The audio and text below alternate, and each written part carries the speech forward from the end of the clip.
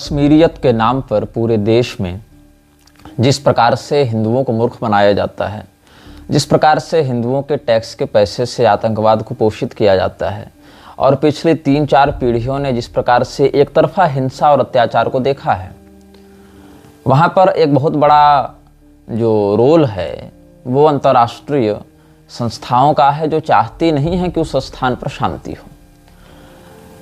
आप सोच कर देखें कि किसी भी क्षेत्र में जब अशांति होती है तो 2 तरीके से उससे निपटा जाता है। पहला समाधान यह है कि जिस समस्या या मांग को लेकर अशांति हुई है वह चीज़ उन्हें दे दी जाए। यदि वह न्याय संगत है तो वह चीज़ उन्हें दे दी जाए। मान लीजिए कहीं पर कोई समस्या है, किसी चीज़ के लिए जनता मांग कर रही है और उस मांग को पूरा न होने की स्थिति में अशांति हो रही है, तो आप उस मांग को पूरा कर दें।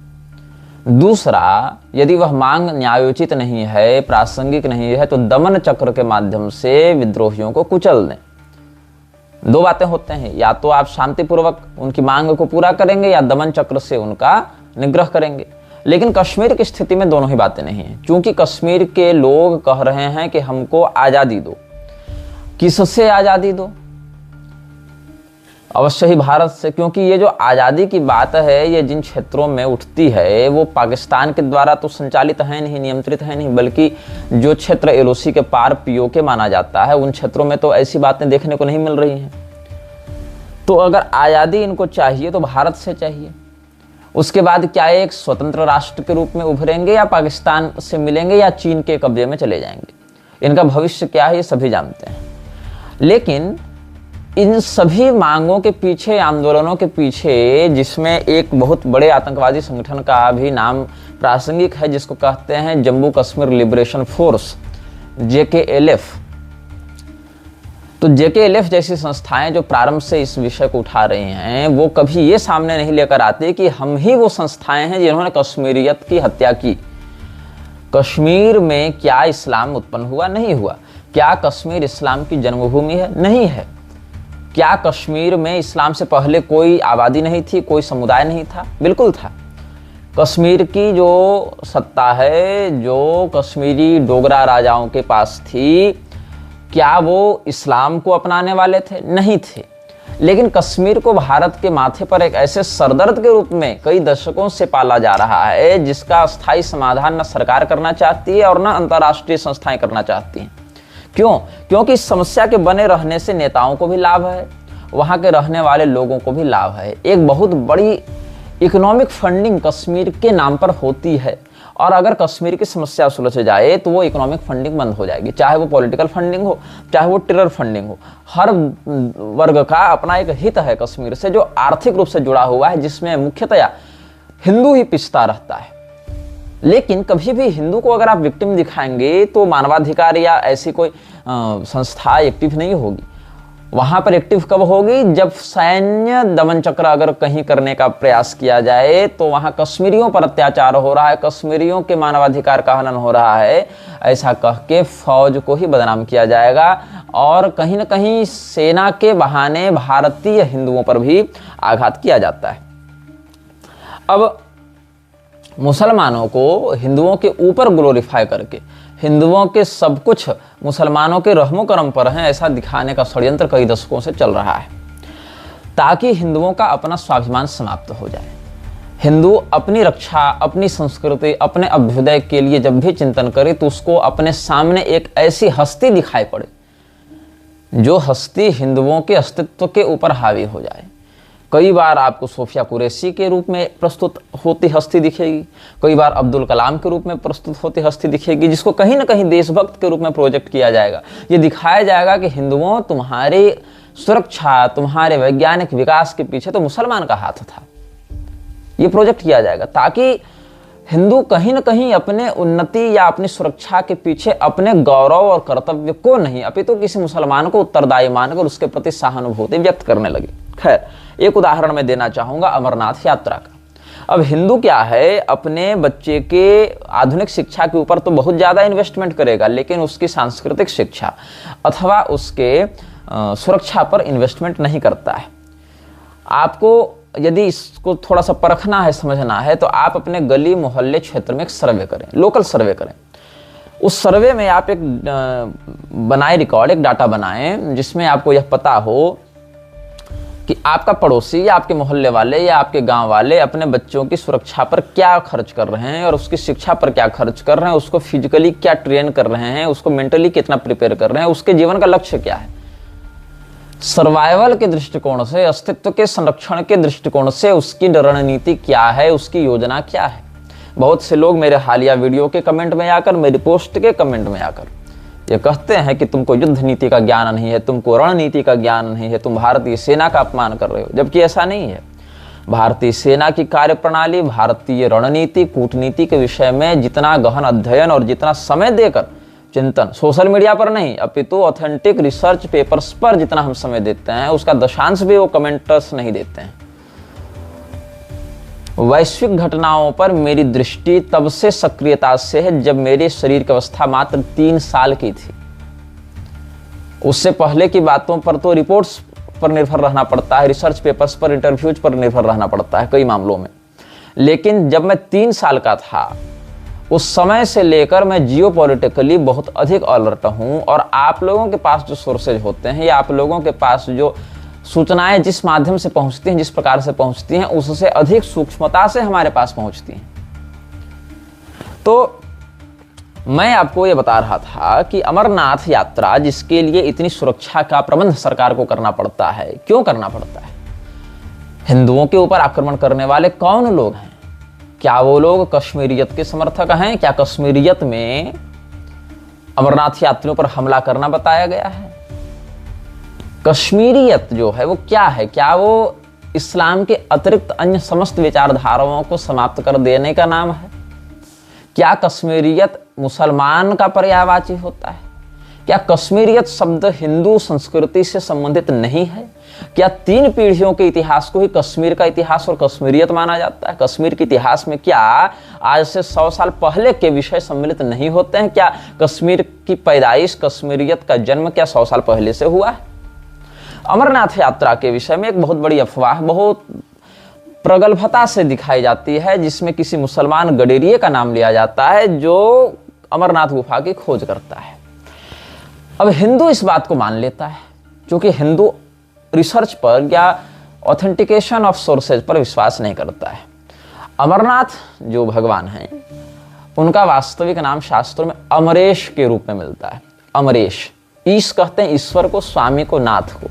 हाँ, जैसे केदारनाथ को केदारेश्वर भी कहते हैं, विश्वनाथ को विश्वेश्वर भी कहते हैं या विश्वेश भी कहते हैं। आप शिव पुराण इत्यादि का अध्ययन करें, लिंग पुराण, स्कंद पुराण, शिव रहस्य या शैवागमों का अध्ययन करें, तो आपको यह ज्ञात होगा कि ईश्वर, नाथ, ये सब शब्द पर्यायवाची हो जाते हैं। जैसे जगन्नाथ को जगदीश्वर भी कहा जाता है, विश्वनाथ को विश्वेश या विश्वेश्वर भी कहा जाता है।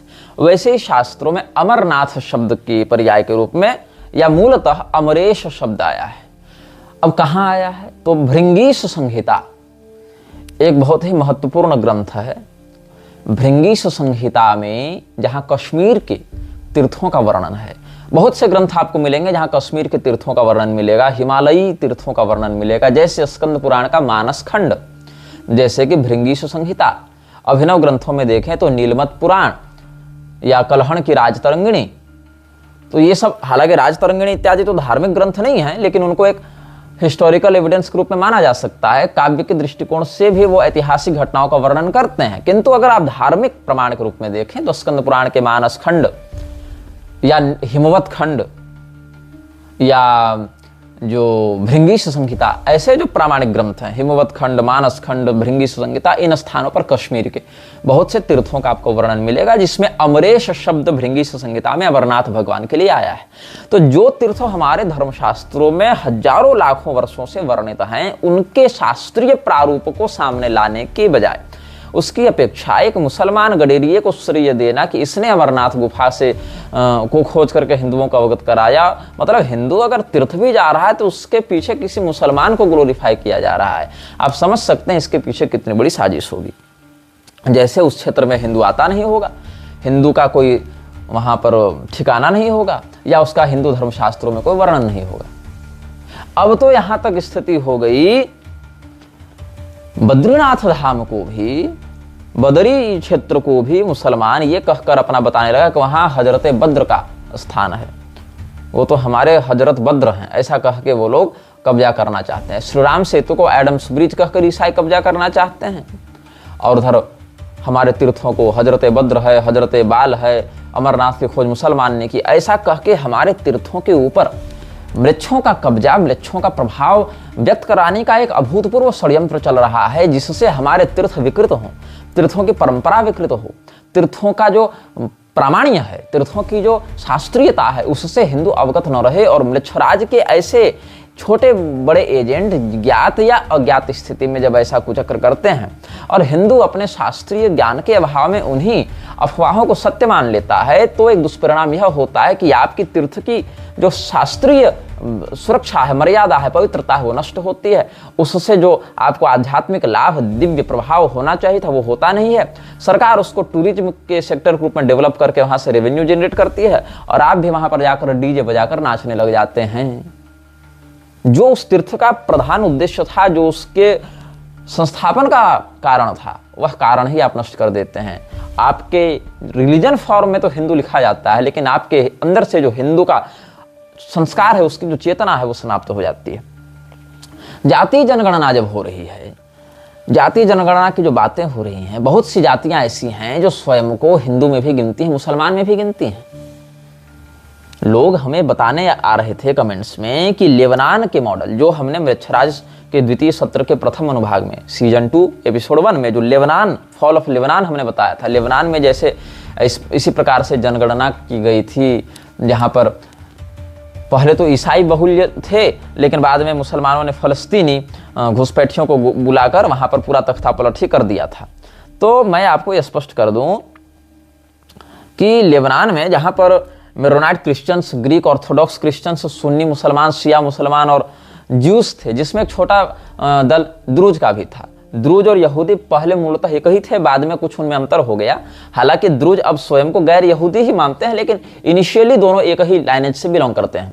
तो उन दोनों स्थिति में, हालांकि देखिए, मैं इस श्रृंखला में बहुत से अंग्रेजी शब्दों का भी या क्षेत्रीय शब्दों का भी प्रयोग करता हूं, क्योंकि कई लोगों ने यह कहा और मैंने भी अनुभव किया कि मेरे म्लेच्छराज श्रृंखला के दर्शक जो हैं, उनमें एक अच्छा खासा वर्ग तत्सम शब्दों को समझने में कठिनाई का अनुभव करता है। इसीलिए विषय को आप तक सुगमता से समझाया जा सके, इसमें शिव धर्मोत्तर पुराण का एक नियम लगता है, जहां पर सरल भाषा में देशज भाषाओं का प्रयोग करके भी गुरु अपने शिष्य को प्रबुद्ध बनाए, ऐसा एक विशेषाधिकार प्राप्त होता है आचार्यों को कि अगर संस्कृत निष्ठ भाषा में किसी विषय का उपदेश शिष्य के हित के लिए किया जाना उतना प्रभावी नहीं लगता है, तो अन्य भाषाओं का, देशज क्षेत्रीय भाषाओं का आश्रय लेकर भी आचार्यगण शिष्य को उस विषय में अवगत करा सकते हैं। ऐसा एक विशेषाधिकार आचार्यों को शिव धर्मोत्तर पुराण में प्राप्त है।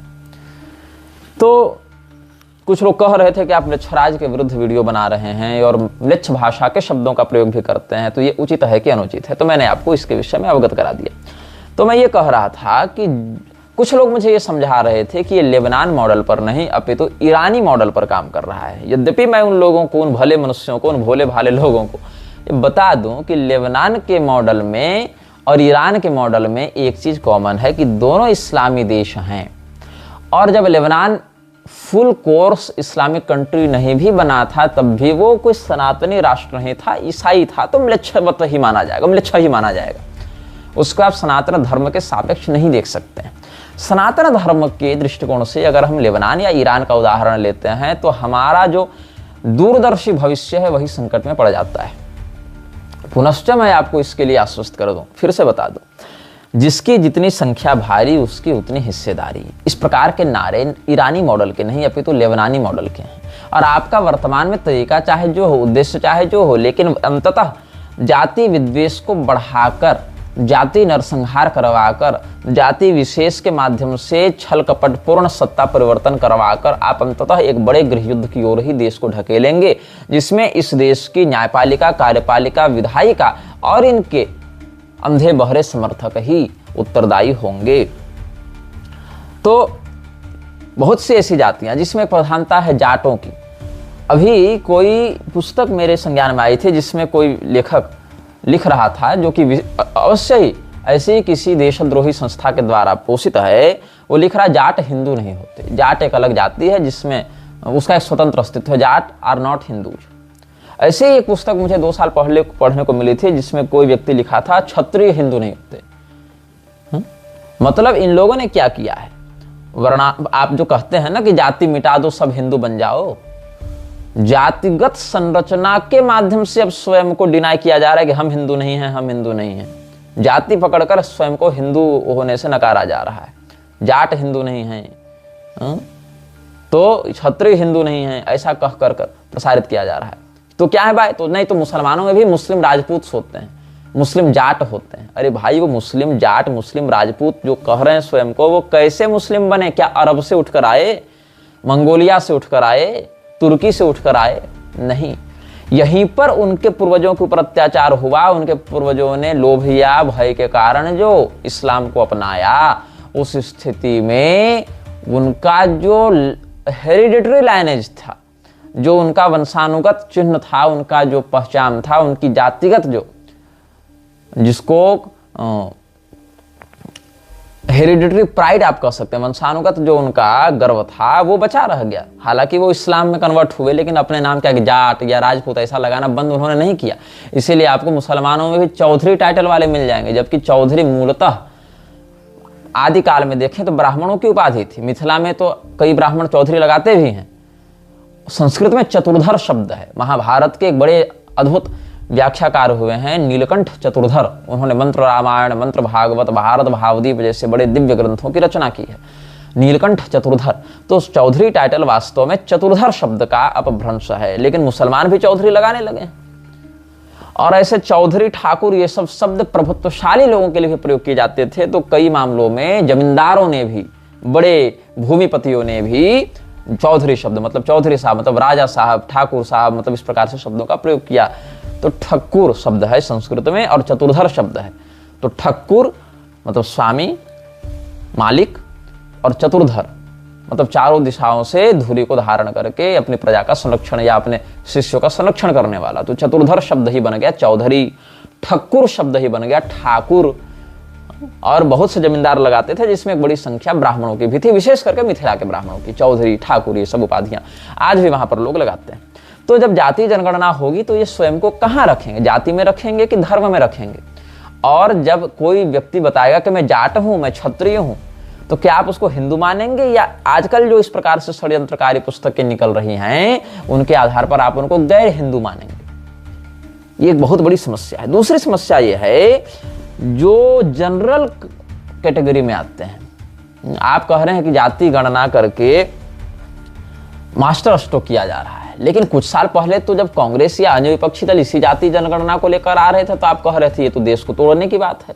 तब आप मास्टर स्ट्रोक की बात नहीं करते थे। मूल बात क्या है कि जो वैश्विक मालिक बताते हैं, ग्लोबल लीडर्स बताते हैं, यहाँ ग्लोबल लीडर मतलब मोदी, ट्रंप, पुतिन इत्यादि नहीं, मैं मिलच्छराज और उनके जो एजेंट्स हैं मतलब मिलच्छराज प्लस एसोसिएट्स जो हैं बड़े वाले, ये ट्रंप, मोदी और पुतिन या जिनपिंग के लेवल पर नहीं, ये सब तो मतलब मिडिल लेवल पर आएंगे।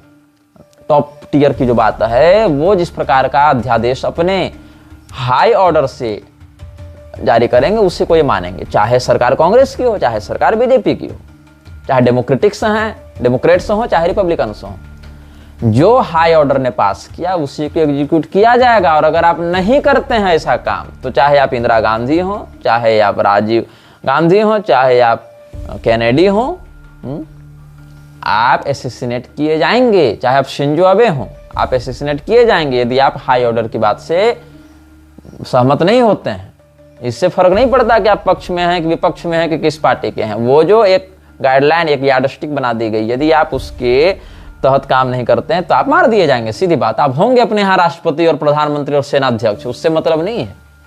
आप उस बात को, उस रेगुलेशन को, उस मैसोनिक आइडिया को अगर आप लागू नहीं करते हैं, जैसा कि भारत में तो राष्ट्रपति के पद पर भी फ्रीमेसनरीज रह चुके हैं ना, आज भी बड़े बड़े पदों पर हैं, न्यायपालिका पर हैं, राष्ट्रपति के पद पर हैं, बहुत जगहों पर हैं, धर्मगुरुओं के वेश में हैं, जजों के वेश में हैं, नेताओं के वेश में हैं, सेनाध्यक्ष, राष्ट्राध्यक्ष इत्यादि के वेशों में घूमते हैं फ्रीमेसनरीज। तो जब ये इस प्रकार से घूमते हैं और कई बार तो अपनी पहचान को सार्वजनिक करके भी अपना कार्य करने लग जाते हैं, उस स्थिति में आप ये समझ लीजिए कि यदि आप उस गाइडलाइन के विरुद्ध जाते हैं, उस एजेंडा के विरुद्ध जाते हैं, तो आप सीधे सीधे मार दिए जाएंगे, असैसिनेट कर दिए जाएंगे, चाहे आप अपने देश और अपने जुरिस्डिक्शन में कितनी भी बड़ी हस्ती क्यों ना हो। तो जो लोग ये कह रहे थे कि लेबनान की जनगणना अलग हुई, ईरान की अलग हुई, वो समझ लें कि मॉडल चाहे जो भी हो, लेकिन परिणाम इसी दिशा की ओर जाएगा, और जिसकी जितनी संख्या भारी उसकी उतनी हिस्सेदारी। ये कहकर आप कतई ये नहीं मान सकते कि इसका दुष्परिणाम नहीं होगा, क्योंकि अब आप लेबनानी मॉडल और उसी परिणाम की ओर बढ़ रहे हैं। और अंततः क्या होगा, जाट हिंदू नहीं है, क्षत्रिय हिंदू नहीं है, शूद्र हिंदू नहीं है, ऐसा कहकर, चूंकि एक नया शब्द लेकर आए ना, ब्राह्मणवाद, तो बाकी कैटेगरीज के पास जो काल्पनिक संविधान ने बना रखी हैं, उनके पास तो अपना अपना सर्टिफिकेट है कि मेरे पास से सर्टिफिकेट है। आपके पास क्या है ये बताने के लिए कि आप किस जाति के हैं? आपके पास जाति प्रमाण पत्र है क्या? और वो जाति प्रमाण पत्र अगर है तो क्या उसमें आपको किसी जाति विशेष के आरक्षित सरनेम के आधार पर जाति माना गया है कि आजीविका के आधार पर माना गया है कि कैसे माना गया है? क्योंकि शर्मा टाइटल जो है वो शास्त्र में ब्राह्मणों के लिए है, लेकिन मेरी जानकारी में तो शर्मा टाइटल ब्राह्मण भी लगा रहे हैं, अब शर्मा टाइटल बढ़ई भी लगा रहे हैं, शर्मा टाइटल लोहार भी लगा रहे हैं, और कई स्थानों पर तो नाई भी लगा रहे हैं।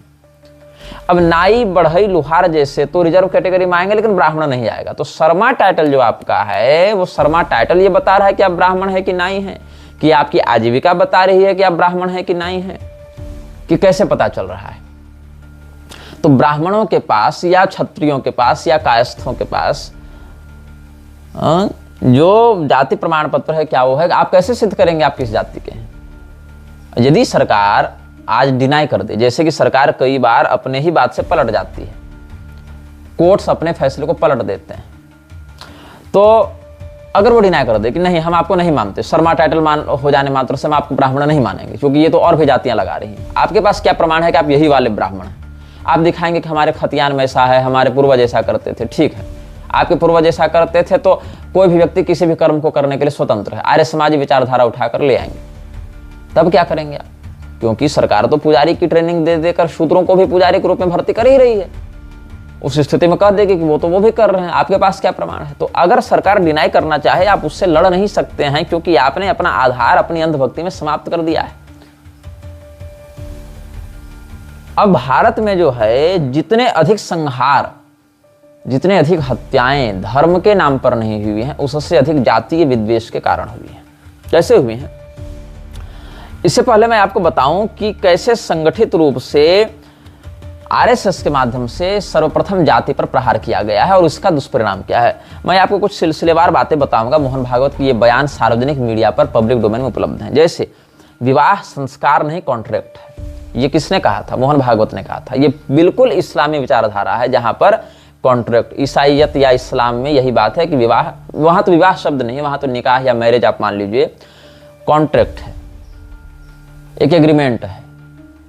मोहन भागवत जैसे लोग सनातन धर्म के विवाह की परंपरा को विकृत करने के लिए इसको कॉन्ट्रैक्ट बना रहे हैं। जब मन करे कॉन्ट्रैक्ट जोड़ लो, मन करे तोड़ दो। इससे क्या होता है? पूरा का पूरा एक परिवार ही समाप्त होता है, ध्वस्त होता है। मेरा खून तो इतना खौलता है कि ऐसे ऐसे लोग धरती के बोझ बनकर सनातन धर्म की कुव्याख्या करके भी स्वयं को हिंदुओं का नेता बताते हैं। और दुर्भाग्य है हिंदुओं का कि अपनी इतने स्पष्ट अधर्म को भी देखकर इनकी आंखें नहीं खुलती हैं। मेरा खून खौलता है ऐसे हिंदुओं की मूर्खता पर, ऐसे हिंदुओं के अंधे, मतलब विवेकहीन व्यक्तित्व पर, जो सनातन धर्म के 16 संस्कार, शब्द मात्र से भी 16 संस्कार के रूप में प्रचलित हैं। ये लोग कहते हैं ये संस्कार नहीं कॉन्ट्रैक्ट है, ताकि हिंदुओं के अंदर से पूरा का पूरा एक जो सनातनी तत्व है उसको हटाकर उनके अंदर पूरा इस्लाम और ईसाइयत का भाव भर दिया जाए। क्या होगा इससे? इससे वर्ण संकर संतानें उत्पन्न होंगी। और इस देश की निर्लज्ज न्यायपालिका ये कहती है कि ठीक है, आपकी पत्नी किसी और से बेटा पैदा करके आई है, लेकिन आप उसका डीएनए टेस्ट नहीं करा सकते क्योंकि बच्चा ट्रोमा में चला जाएगा, भरण पोषण आप ही को करना है। क्यों भाई? ये वही व्यक्ति कर सकता है, मुझे पूरा विश्वास है, जो स्वयं दूसरे की पत्नियों से अवैध संबंध रखता होगा, जो स्वयं वेश्यागामी है, लेकिन उसकी निर्लज्जता देखो कि वो चाहता है कि वो मैं केवल स्त्री का सुख लेता रहूं, लेकिन उसके बच्चे का भरण पोषण ना करूं, वो उसी के पास जाए जिससे विवाह किया है। अवश्य ही उस कथित व्यभिचारी ने अपने जीवन में ऐसी चरित्रहीनता को देखा होगा, अनुभव किया होगा। तो पहले क्या कहा गया कि विवाह कॉन्ट्रैक्ट है, संस्कार नहीं है। मतलब आज इससे मन किया तो कॉन्ट्रैक्ट जोड़ लो, इससे मन किया तोड़ लो, इससे मन किया जोड़ लो, तो पूरा का पूरा एक जो पारिवारिक हमारा एक आधार था उसको हटाकर आपने एक स्वेच्छापूर्ण वेश्यालय में परिवर्तित कर दिया, स्वैच्छिक वेश्यालय में परिवर्तित कर दिया। बच्चे को ट्रॉमा हो जाएगा डीएनए टेस्ट करने से, वाह, उस महिला को कोई ट्रॉमा नहीं हो रहा है जगह जगह जाकर व्यभिचार करने में। जो व्यभिचार कर रहा है उस पुरुष को ट्रॉमा नहीं हो रहा, उस बच्चे का पालन पोषण करने में इस व्यक्ति को ट्रॉमा नहीं हो रहा है कि मेरी पत्नी दूसरे से व्यभिचार करके आई है, उसका बच्चा प्रूव्ड है कि हाँ ये मेरा बच्चा नहीं है, लेकिन फिर भी हम डीएनए टेस्ट नहीं करवा सकते और उसका भरण पोषण करने के लिए बाध्य हैं, क्योंकि किसी व्यभिचारी जज ने कहीं बैठकर काला कोट पहनकर अपने आप को सबका बाप मानकर ओडिन ऑल फादर बताकर हम ओडिन सबके पिता ये फैसला देते हैं कर दिया। ये इस देश की सड़ी हुई व्यवस्था का एक नंगा सत्य है। फिर क्या है, धर्मशास्त्रों की दोबारा समीक्षा होनी चाहिए, क्योंकि मोहन भागवत ने कहा था क्योंकि धर्मशास्त्रों को हिंदू पढ़ेगा तो धर्मशास्त्र तो कहेंगे कि व्यभिचार गलत है। अब जज साहब को करनी है वेश्यावृत्ति, करवानी है वेश्यावृत्ति। मोहन भागवत और उसके जैसे चरित्र जिनका संदिग्ध है, जो इस प्रकार से समलैंगिकता को बढ़ावा देते हैं, व्यभिचार को बढ़ावा देते हैं, उनको तो धर्मशास्त्र से पकड़ लेगा हिंदू की ये गलत है। तो क्या करेंगे, धर्मशास्त्रों को ही बदल दो, धर्मशास्त्रों को ही बदल दो। धर्मशास्त्र कहते हैं कि गो हत्या मना है, गो हत्या मत करो, गोमांस मत खाओ। अब मोहन भागवत को चाहिए कि बगल में कोई बीफ खा रहा है, गोमांस खा रहा है, तो उसको भी सहन करो। तब तो कल का हिंदू कहेगा ना कि भाजपा बीफ कंपनियों से चंदा क्यों ले रही है, तो उसको विरोध का अवसर मिलेगा धर्मशास्त्रों के आधार पर। तो धर्मशास्त्रों को ही बदल दो। व्यभिचार के विरुद्ध कोई खड़ा ना हो सके, गो हत्या के विरुद्ध कोई खड़ा ना हो सके अपने धर्मशास्त्रों को प्रमाण के रूप में रखकर, इसलिए धर्मशास्त्रों को बदल देना चाहिए। यह किसने कहा, मोहन भागवत ने कहा। मोहन भागवत को हिंदू अपना सबसे बड़ा संरक्षक मानकर चल रहा है। अयोध्या में मंदिर नहीं स्मारक बनवाएंगे, ये किसका बयान था। सर्वधर्म संभाव का केंद्र बनाएंगे, किसका बयान था, भाजपाई और संघी नेताओं का ही बयान था। ब्राह्मणों को अपने पूर्वजों के पापों का प्रायश्चित करने का समय आ गया, ये किसने कहा था, मोहन भागवत ने कहा था। तो आप समझ सकते हैं कि ब्राह्मणों के प्रति, ब्राह्मणों के द्वारा उपदिष्ट धर्मशास्त्रों के प्रति इसकी क्या निष्ठा होगी, क्या श्रद्धा होगी। हमारे देवताओं को, श्री रामचंद्र जी को इमाम हिंद बताने वाले संघ के प्रति आप कैसे यह विश्वास कर सकते हैं कि सनातन धर्म के लिए काम करेगा। जो संगठन हिंदू धर्मशास्त्रों को बदलने की बात करता है, जो संगठन आपकी बहू बेटी को वेश्या बनाने पर तुला हुआ है, जो संगठन सीधे सीधे धर्मशास्त्रों को बदलने की बात करता है, गोमांस खाने की वकालत करता है, कई बार भगवान श्री राम को इमाम बताता है, मुस्लिम राष्ट्रीय मंच बनाकर घूम रहा है, आप कितनी मूर्खतापूर्ण स्थिति में पहुंच गए होंगे जो ऐसे संगठन को आप हिंदुओं का संगठन मानकर घूम रहे हैं। इसमें हिंदू जैसा कुछ नहीं है, ये बस एक ऊपर से भेड़ की खाल में भेड़िया बनकर घूम रहे हैं, जो स्वयं को they present themselves as Hindus but they are not even close to be a Hindu. वो हिंदू बनने से कोसों दूर हैं अभी। हाँ, और क्या, मुसलमान नहीं रहेगा तो हिंदुत्व नहीं बचेगा, ये किसका बयान था, मोहन भागवत का बयान था। जो हिंदू इस्लाम से नफरत करता है उसको मैं हिंदू ही नहीं मानता, ये किसका बयान था। ये सब रिकॉर्डेड बयान है, वीडियो बयान है। नरेंद्र मोदी का यह बयान था कि इस्लाम से नफरत करने वाले को मैं हिंदू ही नहीं मानता। और नरेंद्र मोदी और मोहन भागवत का इस्लामी प्रेम बारंबार सार्वजनिक रूप से उफान मारता ही रहता है। देखो, बात है कि कांग्रेस, ममता बनर्जी, तृणमूल, स्टालिन, ये सारे लोगों का इस्लामी प्रेम बिल्कुल सार्वजनिक है। उनकी नीयत बिल्कुल स्पष्ट है कि उनको हिंदुओं से कोई मतलब नहीं है, वो सनातन धर्म के लिए कभी काम कर ही नहीं सकते, उनका एजेंडा स्पष्ट है। उनके नीति निर्धारकों के भी वक्तव्यों से यह स्पष्ट होता है। लेकिन जो स्वयं को हिंदुओं के नेता के रूप में प्रस्तुत करके हिंदुओं को अपने अनुसार चलाने का प्रयास करते हैं, न कि धर्मशास्त्रों के अनुसार, अपितु हिंदू भ्रमित होता रहे इसके लिए नकली नकली धर्मगुरु खड़े करते रहते हैं स्वयं। शिव जी का अवतार बताता फिर रहा है प्रदीप मिश्रा अमित शाह को। बताओ, क्या आप इस्लाम में इस बात की कल्पना की जा सकती है, अल्लाह छोड़ो किसी एंजल का ही स्वरूप किसी को बता सकते हैं ये लोग, किसी फरिश्ते का बता सकते हैं नहीं, उसको भी ये लोग कुफ्र मानेंगे। यहां पर नरेंद्र मोदी को भगवान विष्णु का अवतार बताया जा रहा है, नरेंद्र मोदी इसका विरोध नहीं करता, अभी तो स्वयं कहता है कि मुझे भी कई लगता है कि मैं नॉन बायोलॉजिकल हूं। यहां प्रदीप मिश्रा शिव जी का अवतार बता रहा है किसको, अमित शाह को। हमारे देवताओं के अवतार ऐसे धर्मद्रोही निर्लज्जों को बताया जा रहा है, और आपको लगता है कि देश में हिंदूवादी सरकार है। देश में कभी हिंदूवादी सरकार नहीं रही है, कभी नहीं। लोकतंत्र हिंदूवादी हो ही नहीं सकता, इसकी प्रणाली ही हिंदू विरोधी है। इसकी मुख्य संरचना जो है लोकतंत्र की, वही हिंदू विरोधी आधार पर है। और इसका मूल उद्देश्य इस देश से हिंदुओं को बड़ी निर्ममता पूर्वक समाप्त करना ही है।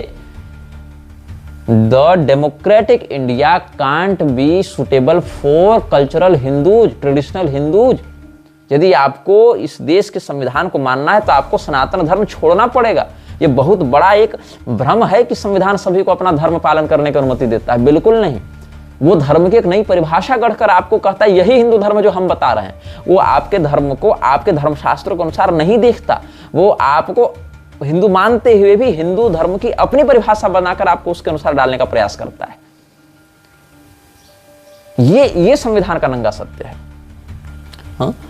और क्या कह रहा था, 50 साल के लिए देवी देवताओं को भूल जाओ, ये किसने कहा था? मोहन भागवत ने कहा था। क्या वो कह सकता है कि 50 साल के लिए सभी मुसलमान नमाज पढ़ना भूल जाए? ये कह सकता है क्या? हाँ? कह सकता है? नहीं कहेगा। लेकिन हिंदुओं को उनके देवताओं से दूर करना, यहां तक कि उनके कुल धर्म जाति धर्म से दूर करना, और अब तो पति पत्नी को भी अलग कर देकर उनको समलैंगिक बना देना। एक और एक बयान आ रहा है कि विवाह एक संस्कार नहीं, कॉन्ट्रैक्ट है।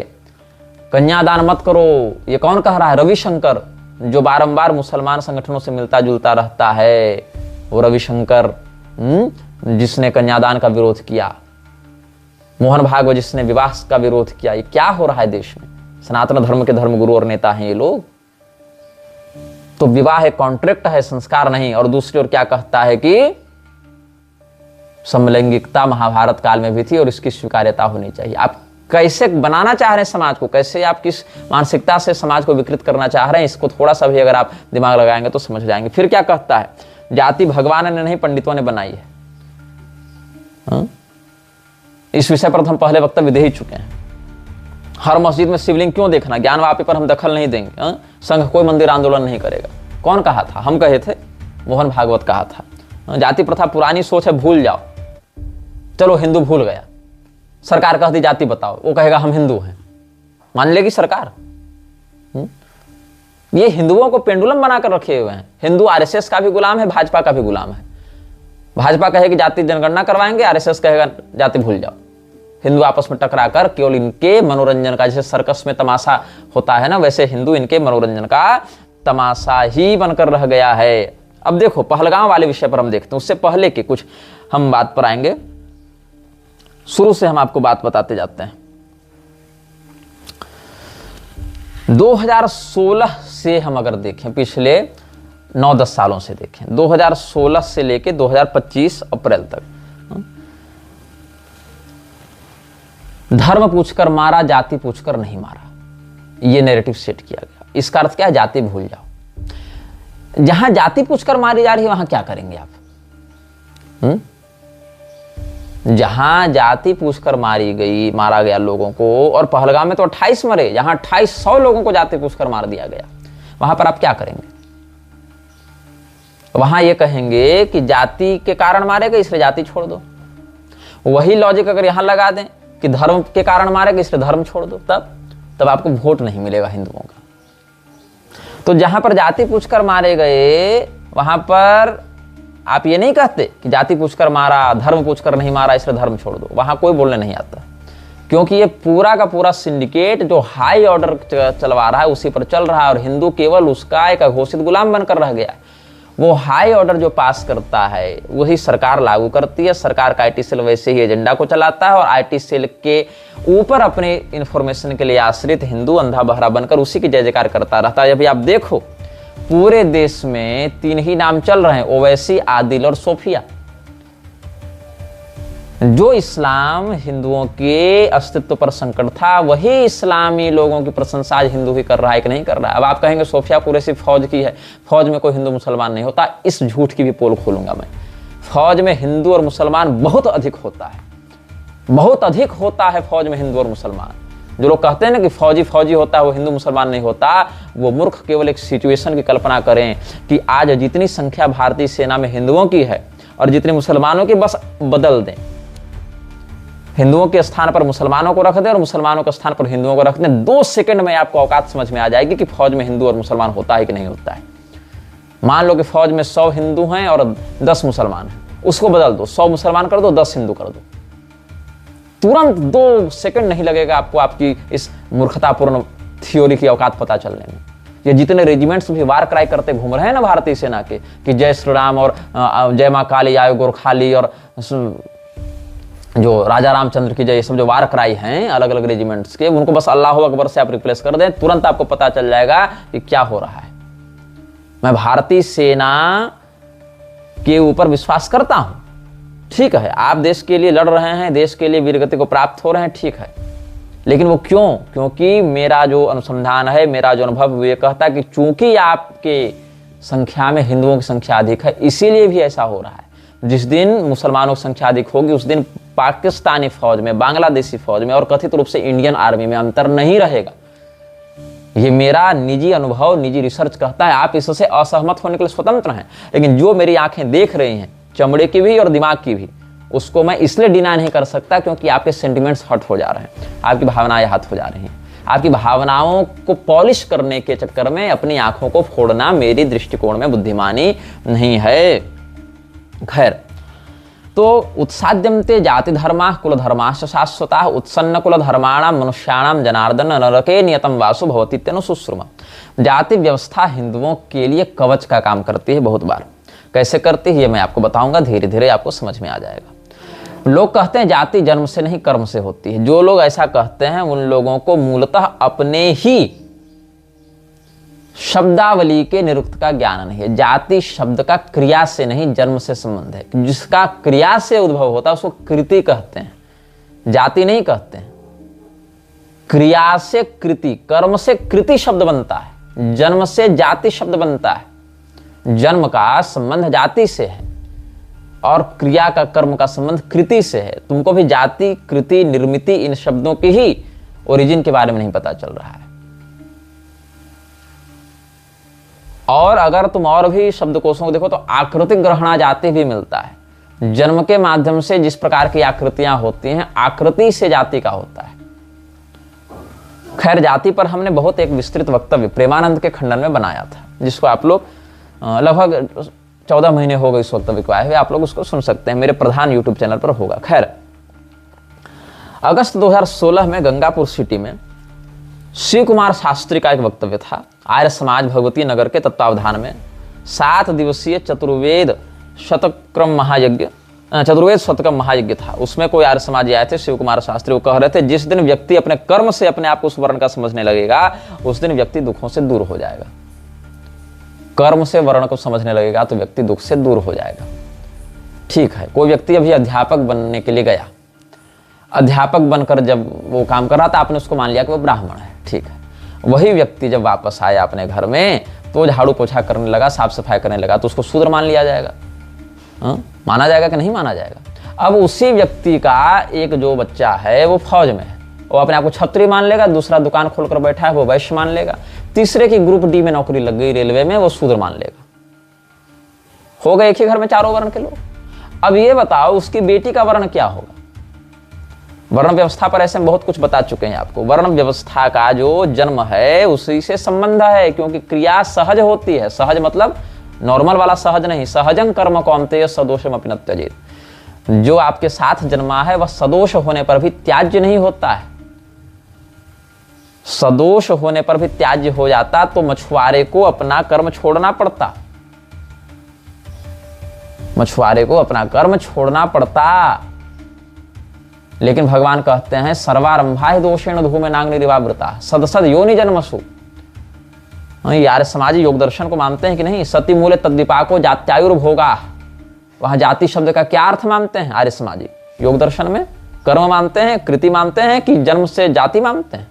खैर, इस विषय पर हम बहुत कुछ बोल चुके हैं, आगे भी समयानुसार बोलते रहेंगे। लेकिन कहने का अर्थ यह है कि व्यक्ति जो जाति को या वर्ण को कर्म से मानता है वो शास्त्र की परंपरा से बहुत मतलब निंदनीय स्तर पर दूर है, बहुत अधिक अनभिज्ञ है, गफलत में जी रहा है जिसको कहा जाता है।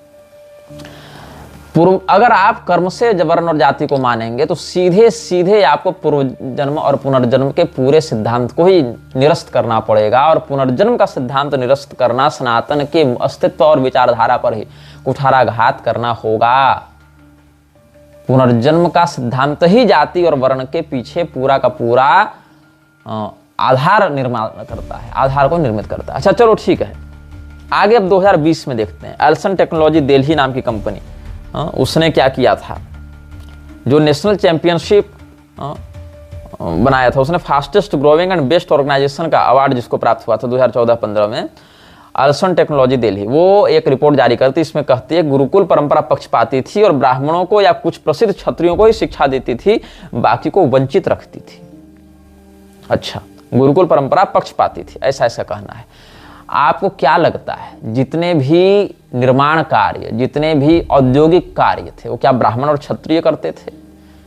और जितने भी आप 99% कारुकर्म देख लें, जितने भी ज्वेलरी सेक्टर्स हैं, रथ निर्माण के ऑटोमोबाइल सेक्टर्स थे, जितने भी हथियार के इंडस्ट्रीज थे, जितने भी वास्तुकला के थे, वो क्या ब्राह्मण और क्षत्रिय बैठकर बनाते थे? नहीं, शूद्र बनाते थे। वैश्य उनका मैन्युफैक्चर करते थे, उनको मैन्युफैक्चरिंग देते थे, क्षत्रिय उनको सुरक्षा देते थे, ब्राह्मण उनको शिक्षित करते थे।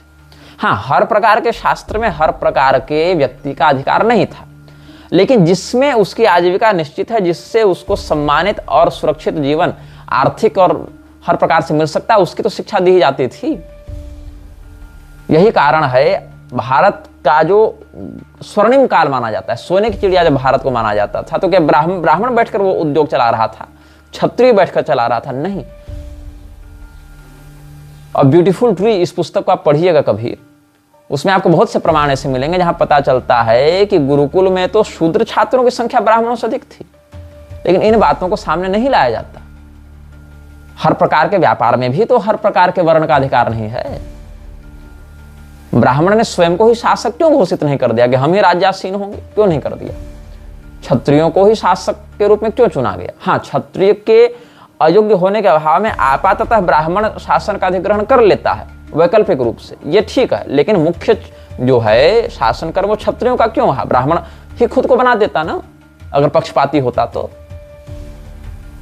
उससे तो शैक्षणिक और शासकीय दोनों सत्ता उसके हाथ में आ जाती, लेकिन नहीं, इन लोगों को तो दुष्प्रचार करना है, इन लोगों को तो कहना है कि हमको वंचित रखा गया, वंचित रखा गया, वंचित रखा गया। भाई, वंचित रखे जाने को जो तुम काल मानते हो, उस काल में इतने अद्भुत आविष्कार हो गए, इतने गजब गजब रचनाएं हो गई, इतना, जिसको मार्वेल ऑफ इंडिया कहा जाता है, गोल्डन एज ऑफ इंडिया कहा जाता है, वो तब हो गया जब आप वंचित थे।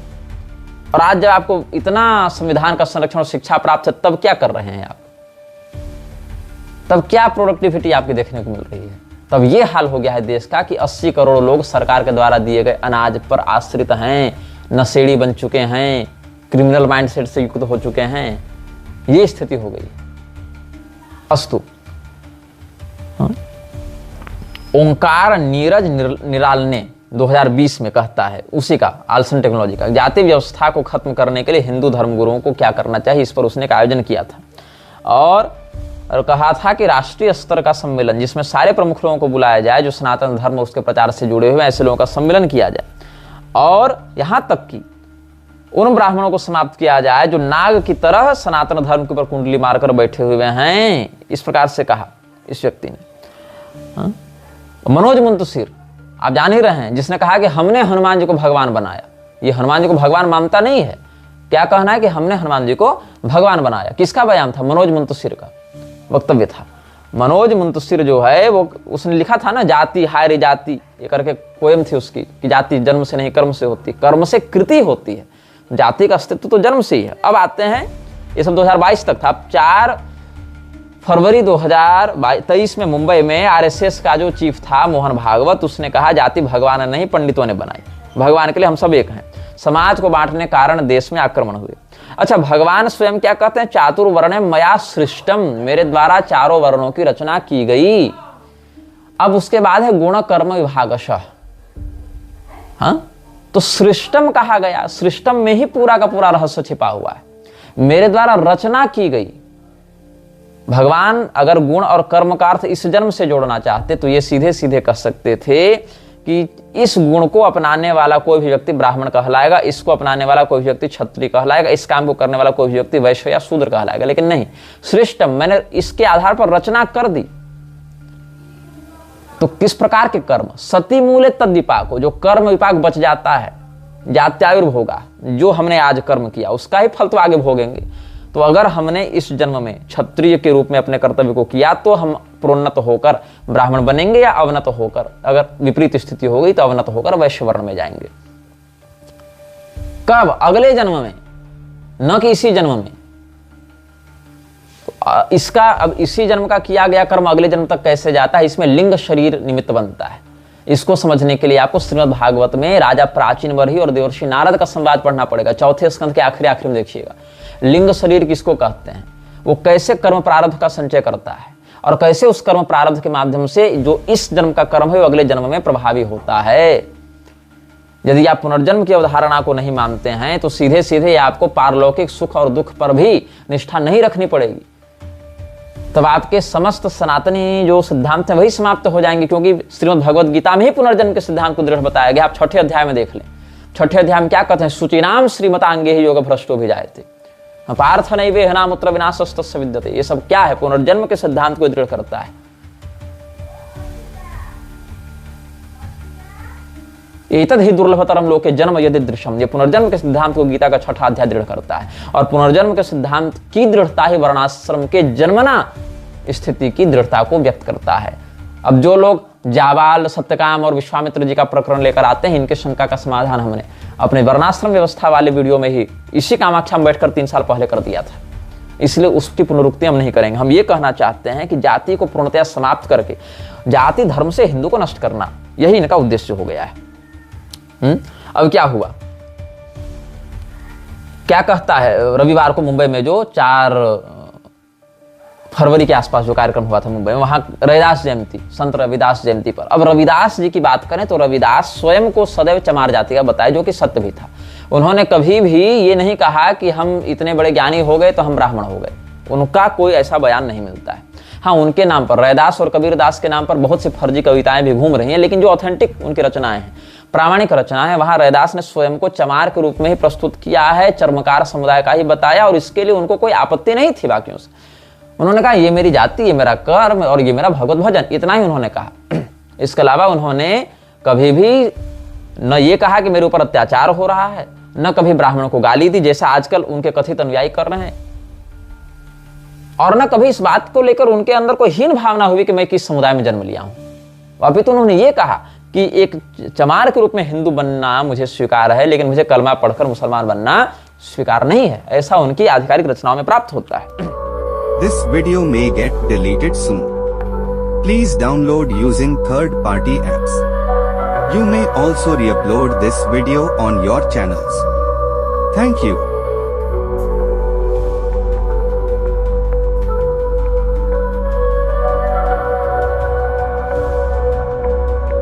यह वीडियो जल्द ही हटा दिया जा सकता है। कृपया थर्ड पार्टी ऐप्स का उपयोग करके डाउनलोड करें। आप इस वीडियो को अपने चैनल पर फिर से अपलोड भी कर सकते हैं।